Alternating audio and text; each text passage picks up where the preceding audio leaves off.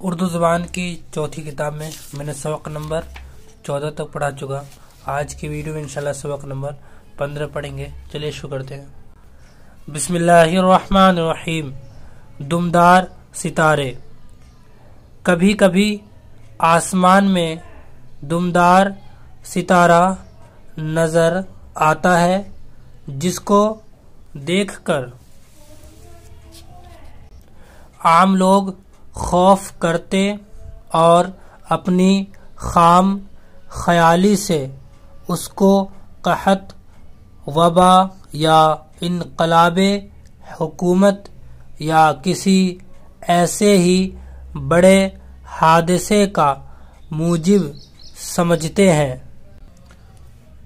ستارہ شناسوں نے دریافت کیا ہے کہ اس قسم کے ستارے آفتاب کے احاطے میں 450 کے قریب ہے، جو کبھی تو آفتاب کے نہایت قریب سے گزرتے ہیں گویا اس کے اندر داخل ہو جائیں گے، اور کبھی نہایت دور فاصلے پر نکل جاتے ہیں.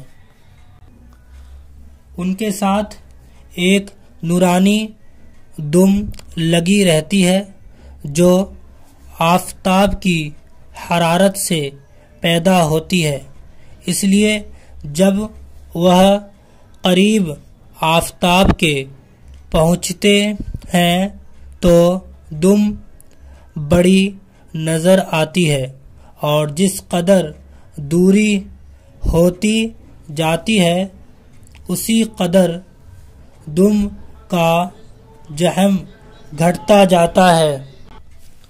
ان کی روشنی ذاتی نہیں بلکہ وہ سورج کی روشنی سے چمکتے نظر آتے ہیں. ان کا دورہ بھی مدتہائے دراز کے بعد ہوتا ہے.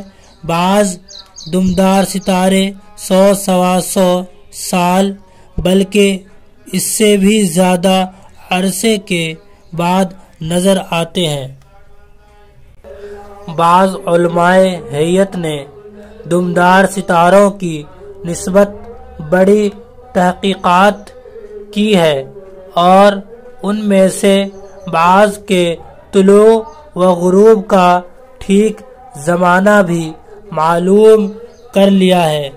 غرض ساحت افلاک میں جتنے اجرام انسان کو نظر آتے ہیں ان تمام میں زیادہ تعجب خیر اور حیرت انگیز یہی دمدار ستارے ہیں، مگر